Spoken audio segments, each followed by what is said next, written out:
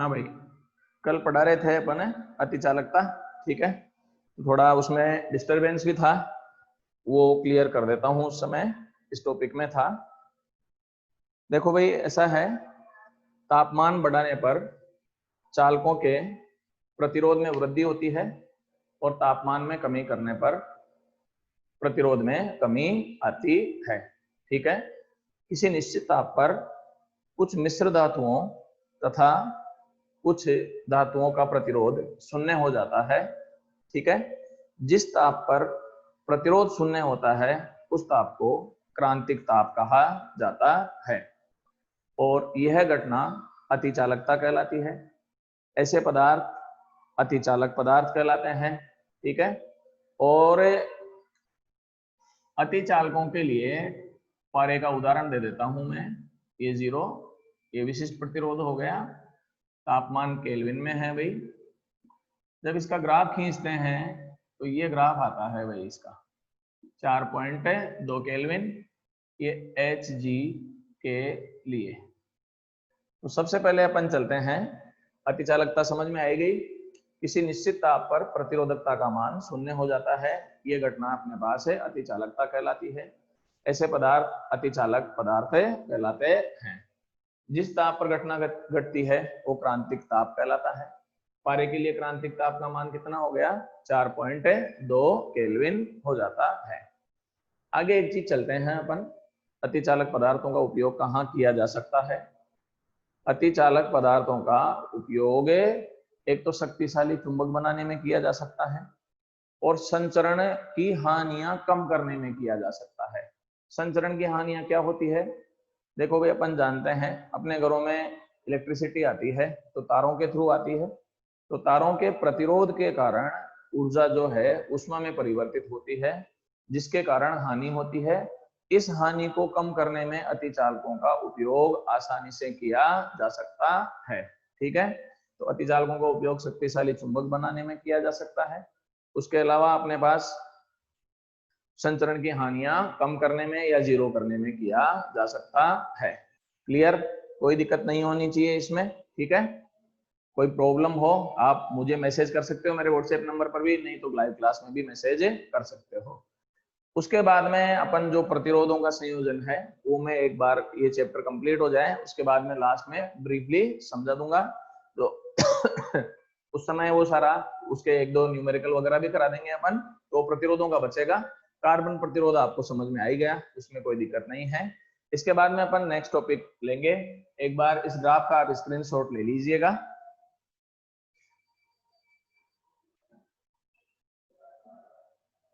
लिए सबसे आप आसानी से हैं क्योंकि 4.2 केल्विन पर ही ये अतिचालक के रूप में कन्वर्ट हो जाता है।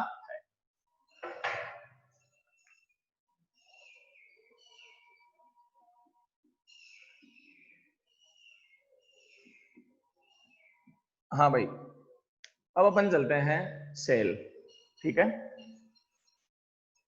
वॉइस नहीं आ रही है, अंजलि को क्या कह रही है? चल रही है। हाँ भाई, सबसे पहले अपन चलते हैं, सेल किसे कहते हैं।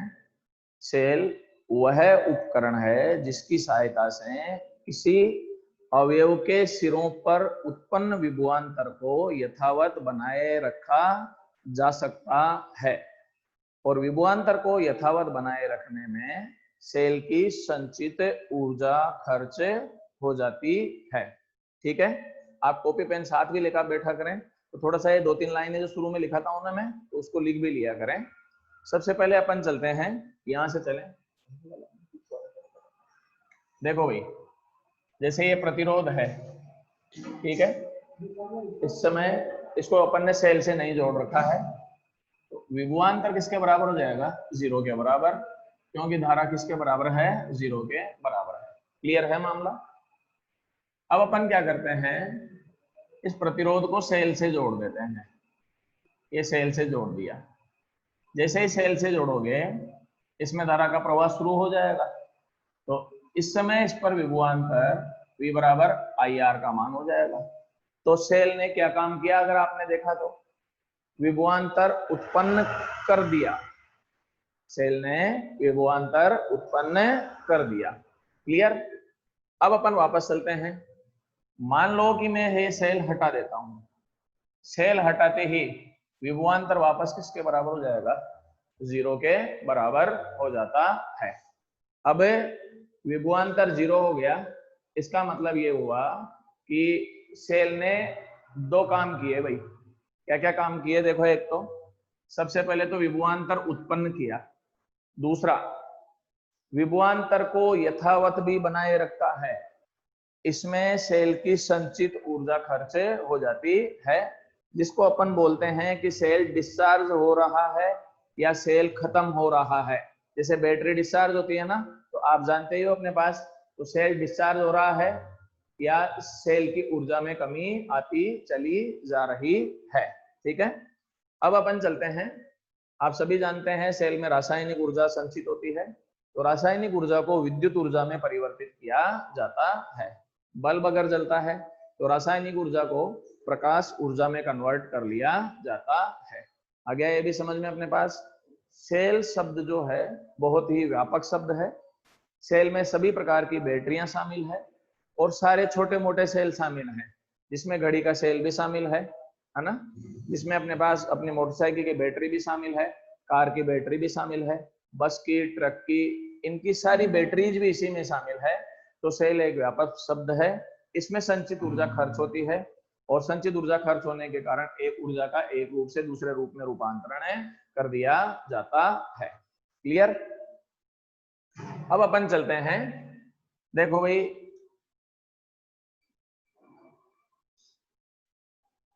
सेल का विद्युत वाहक बल, इलेक्ट्रोमोटिव फोर्स,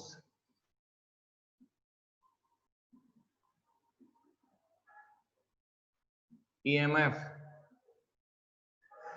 इसको लिखते हैं भाई ई से। सबसे पहले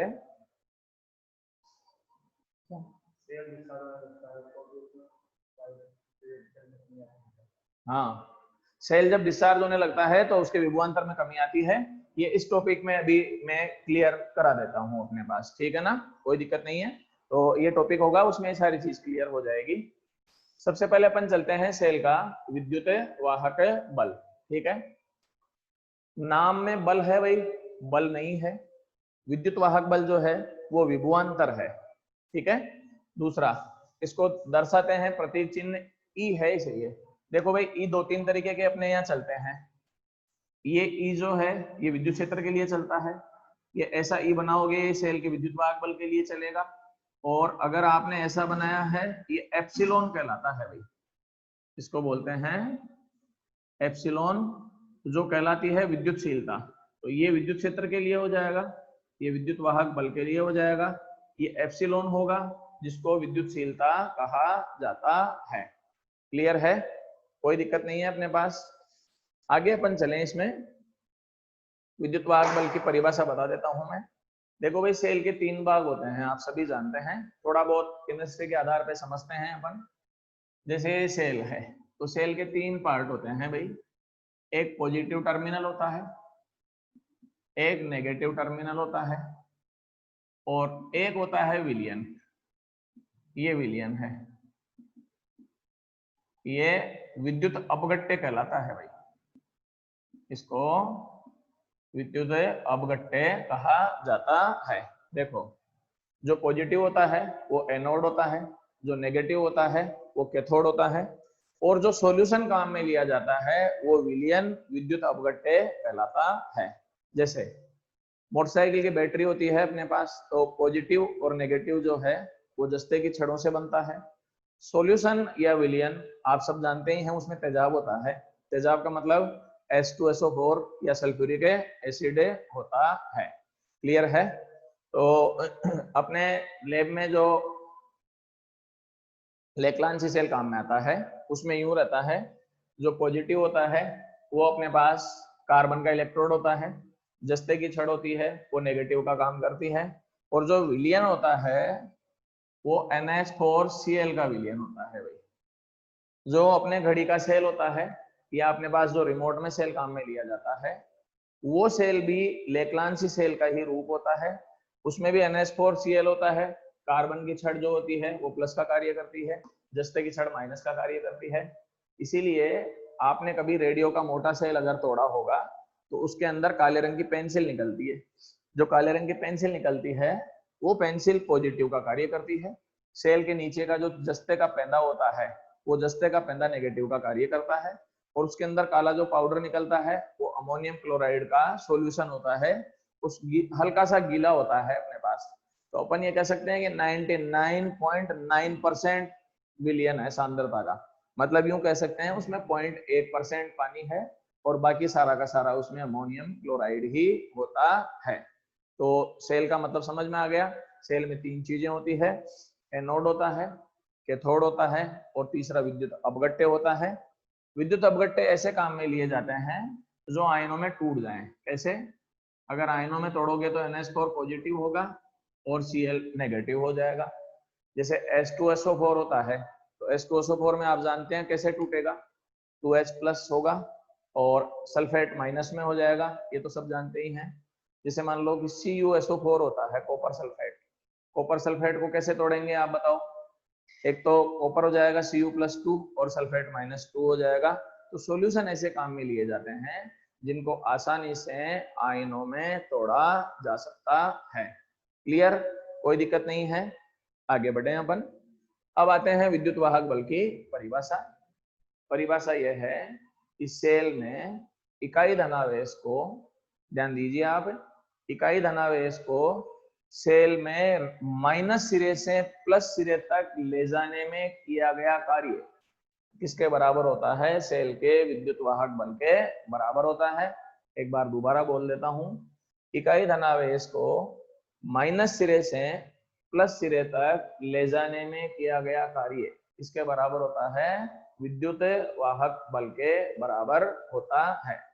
एक बार परिभाषा के आधार पे चलो भाई, E बराबर W/Q आया कि नहीं आया? देखो एक बार कैसे। इकाई धनावेश को यहां से यहां तक ले जाने में किया गया कार्य, तो अपन ये भी कह सकते हैं प्रति एकांक धनावेश को ले जाने में किया गया कार्य, तो W/Q हो गया। इसके आधार पर अगर आप मात्रक देखते हैं तो जूल प्रति कूलाम हो जाएगा, और ऐसा ही मात्रक जो होगा इसका वोल्ट हो जाता है। तो एक परिभाषा तो ये हो गई भाई। एक परिभाषा मैं और देता हूं इसकी, विद्युत वाहक बल की एक परिभाषा तो हो ही गई। खुले परिपथ में खुले परिपथ में सेल के टर्मिनलों के मध्य उत्पन्न विभवांतर विद्युत वाहक बल कहलाता है। अब सवाल उठता है कि खुला और बंद परिपथ क्या होता है? जब सेल को आप काम में नहीं ले रहे हैं वो खुला परिपथ, सेल को आप काम में नहीं ले रहे हैं वो खुला परिपथ, और सेल को आप काम में ले रहे हैं वो बंद परिपथ। तो जैसे इस समय ये सेल है, ये सेल खुले परिपथ में मान लिया जाएगा क्योंकि इस सेल को अपन ने किसी भी प्रतिरोध से नहीं जोड़ रखा है। लेकिन अगर इसको किसी प्रतिरोध से जोड़ दिया जाएगा तो सेल किस में मान लिया जाएगा? फिर बंद परिपथ में माना जाता है। सबसे पहले अपन आते हैं खुले परिपथ का एक और उदाहरण बता देता हूं। जैसे आपकी मोटरसाइकिल आपके पास घर पे खड़ी हुई है, अपन काम में नहीं ले रहे हैं, एक वोल्ट मीटर ले लेते हैं और बैटरी के दोनों सिरों से वोल्ट मीटर को तार से जोड़ देते हैं। मान लो कि वोल्ट मीटर ने रीडिंग बताई 6 वोल्ट, तो वो जो 6 वोल्ट बता रहा है वो विद्युत वाहक बल है उसका। क्या है उसका? विद्युत वाहक बल। तो खुले परिपथ का मतलब जब सेल यूज में नहीं आ रहा है वो खुला परिपथ।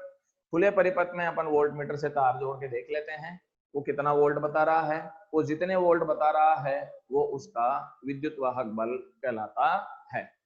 बात आ गई खुले परिपथ की। अब अपन चलते हैं, एक शब्द और आएगा टर्मिनल वोल्टा।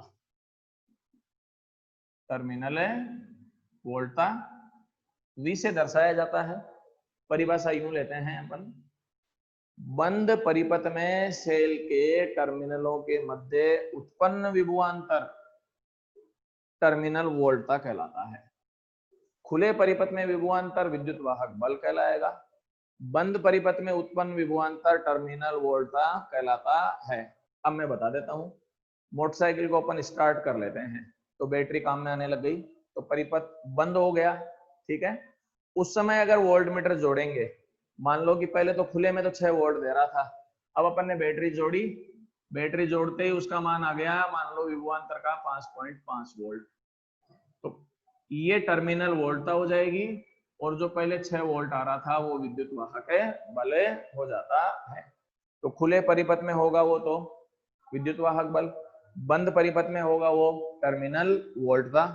अब आपके दिमाग में ये भी आ रहा होगा कि सर ने टर्मिनल वोल्टता का मान कम लिया है, तो क्या टर्मिनल वोल्टता हमेशा ही कम होती है? ऐसा नहीं है। टर्मिनल वोल्टता का मान विद्युत वाहक बल से कम भी हो सकता है, ज्यादा भी हो सकता है, बराबर भी हो सकता है। ये सारी चीजें इसके नेक्स्ट टॉपिक में मैं क्लियर कर दूंगा कि कब ज्यादा होगा, कब बराबर होगा और कब कम होगा, ठीक है। आप सबसे पहले इसका स्क्रीनशॉट ले लीजिए, फिर मैं आगे बढ़ता हूं।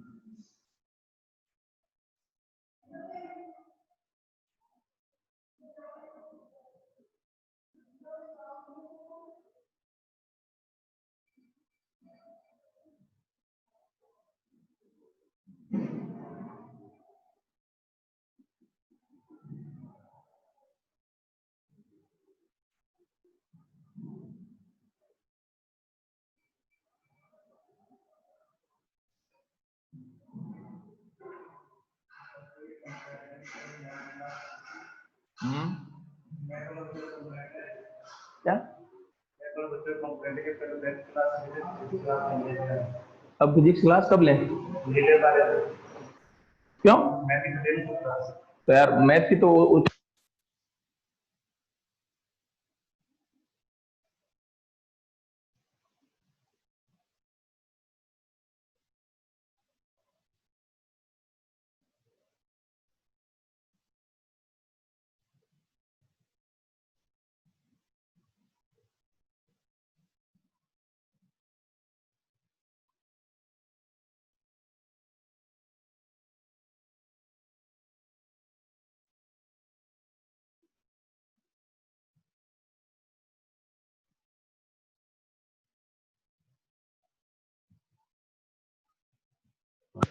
अब कर रहा हूं चालू।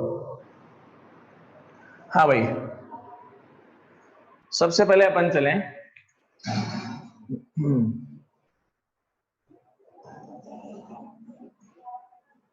शुरुआत करते हैं अपन सेल का आंतरिक प्रतिरोध। जब सेल को बाह्य परिपथ में जोड़ा जाता है तो सेल के अंदर उपस्थित विद्युत अपघट्य के आयनों व परमाणुओं के कारण आवेश के मार्ग में उपस्थित रुकावट या प्रतिबाधा को सेल का आंतरिक प्रतिरोध कहा जाता है। देखो, सेल के अंदर विलयन होता है, जब इलेक्ट्रॉन गति करेंगे तो परमाणुओं से टक्कर होगी, टक्कर के कारण उनके वेग में और गतिज ऊर्जा में कमी आती है। तो आंतरिक प्रतिरोध का मतलब समझ में आया कि जब सेल का उपयोग बाह्य परिपथ में किया जाता है तो विद्युत अपघट्य के आयनों व परमाणुओं के द्वारा आवेश के मार्ग में उपस्थित रुकावट या प्रतिबाधा को सेल का आंतरिक प्रतिरोध कहा जाता है। मैं पहले ही बता देता हूं, सेल का आंतरिक प्रतिरोध सेल के अंदर उपस्थित होता है, बाहर नहीं होता है, सेल के इनसाइड में ही रहता है। अब आते हैं, सेल का आंतरिक प्रतिरोध किस किस चीज पे डिपेंड करता है। पहला, सेल के अंदर जो विद्युत अपघट्य काम में लिया गया है उसकी सांद्रता पर, विद्युत अपघट्य की सांद्रता पर। दूसरा, दोनों इलेक्ट्रोडों के मध्य दूरी पर, इलेक्ट्रोड का मतलब पॉजिटिव एंड नेगेटिव, इन दोनों के मध्य दूरी पर। तीसरा, दोनों के मध्य दूरी पर। तीसरा होता है इलेक्ट्रोडों के डूबे हुए भाग के क्षेत्रफल पर, कि इलेक्ट्रोड उस विलयन में कितना डूबे हुए हैं। चौथा, अशुद्धियों की मात्रा पर। पांचवा, तापमान पर। तो किस किस चीज पर डिपेंड कर रहा है भाई? एक तो अशुद्धियों की मात्रा पर, सांद्रता पर, इलेक्ट्रोडों की प्रकृति पर, इलेक्ट्रोडों के मध्य दूरी पर, इलेक्ट्रोडों के डूबे हुए भाग के क्षेत्रफल पर, इन सभी कारकों पर सेल का आंतरिक प्रतिरोध निर्भर करता है। देखो भाई, आप एक चीज हमेशा ध्यान रखो, लाइव क्लास पढ़ने के बाद में तुम्हारे पास पीडीएफ सबका भेजा हुआ है, एक बार पीडीएफ की रीडिंग लगा लिया करो, ताकि मैं जो बोल रहा हूँ ये आसानी से तुम्हें क्लियर हो जाए। उसमें ज्यादा टाइम नहीं लगेगा, केवल 15-1 मिनट का टाइम लगता है। तो अगर आप ये काम करोगे तो आसानी से आपको जो कुछ भी आज पढ़ाया है वो समझ में आ जाएगा। अदरवाइज ये रहेगा कि अभी आप सुन रहे हैं, बाद में आप भूल जाएंगे। तो सेल का आंतरिक प्रतिरोध समझ में आ गया। परिपथों में मैं पहले बता देता हूं, सर्किट में ये सेल जानते हो आप, ये पॉजिटिव टर्मिनल बड़ा, ये नेगेटिव टर्मिनल छोटा हो गया। आंतरिक प्रतिरोध को माइनस सिरे से जोड़ा हुआ दर्शाया जाता है। ये देखो, आंतरिक प्रतिरोध सेल के माइनस सिरे से जोड़ा हुआ दर्शाया जाता है। ये बाह्य प्रतिरोध कहलाता है, जो सेल के बाहर जोड़ दिया जाता है। तो ये कैपिटल आर हो जाएगा। आ गया ये भी समझ में। अब मैंने एक परिपथ बनाया है, देखो ये सेल हो गया, ये आंतरिक प्रतिरोध हो गया, ये बाह्य प्रतिरोध हो गया। पूरे परिपथ में धारा समान है, क्योंकि ये श्रेणी क्रम में है सारे के सारे। तो धारा का मान समान हो गया। ओम के नियम के अनुसार विभवांतर अगर आप चलते हैं तो V बराबर IR हो जाएगा। यहां से उस पर विभवांतर मैं V डैश ले लेता हूं, तो V डैश बराबर क्या हो जाएगा, IR हो जाता है। एक चीज चलें, दो चीजें होती है, एक तो चार्जिंग, एक डिस्चार्जिंग, एक आवेशन, एक अनावेशन।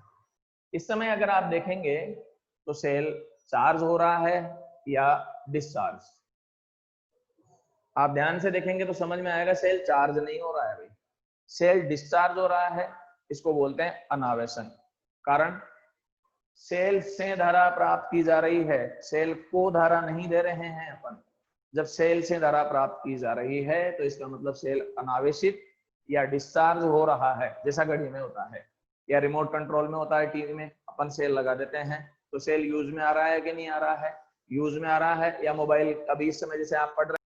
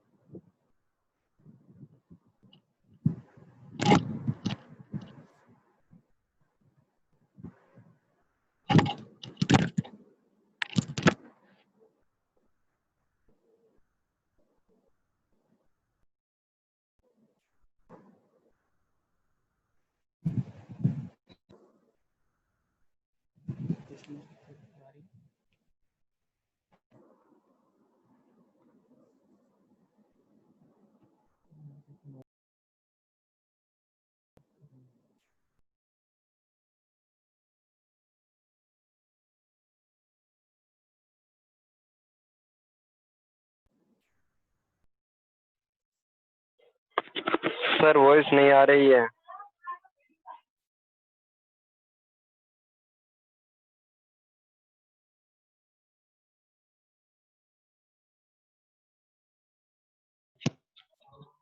हेलो, आ रही है?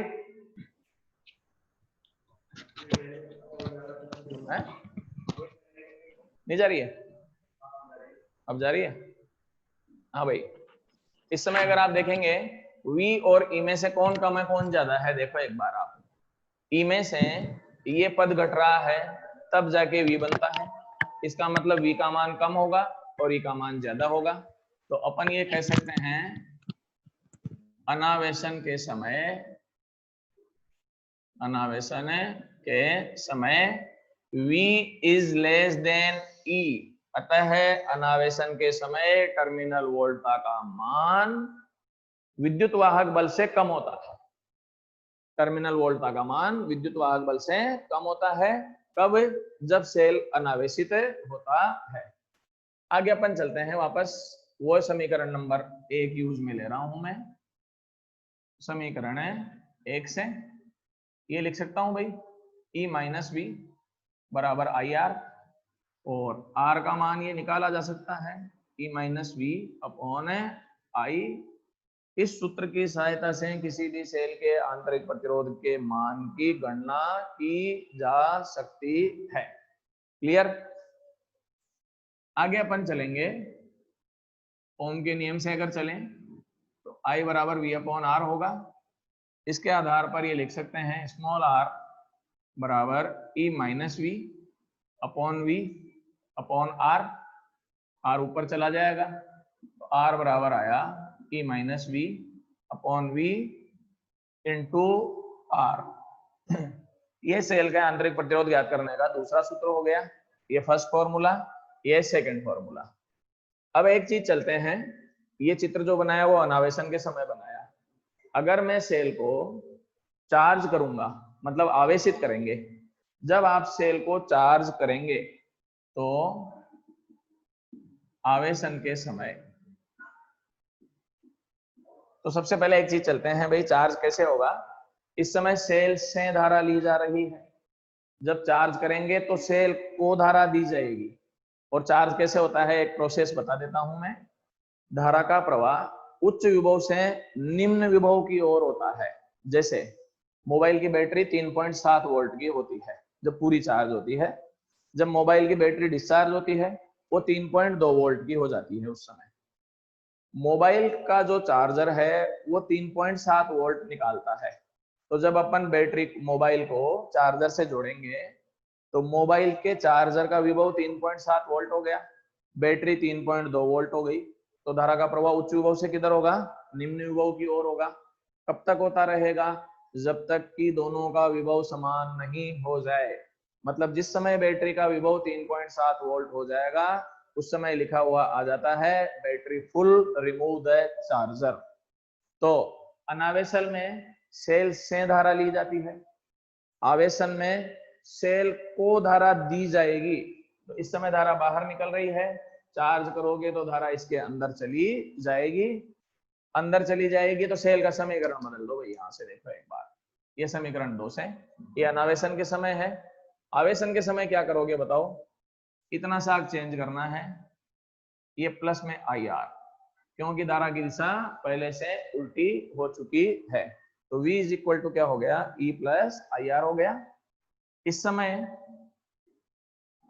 कौन ज्यादा होगा, V is greater than E हो जाएगा। तो इस समय टर्मिनल वोल्टा का मान विद्युत वाहक बल से ज्यादा होता है। तो एग्जाम में अगर कई बार पूछते हैं कि क्या विद्युत वाहक टर्मिनल वोल्टा का मान विद्युत वाहक बल से अधिक हो सकता है, तो लिखना है हाँ हो सकता है।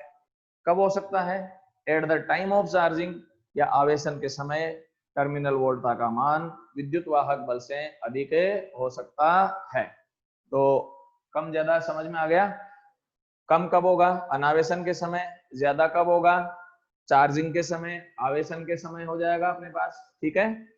बराबर कब होगा, अब आप जो है पहले एक बार स्क्रीनशॉट ले लीजिए इसका।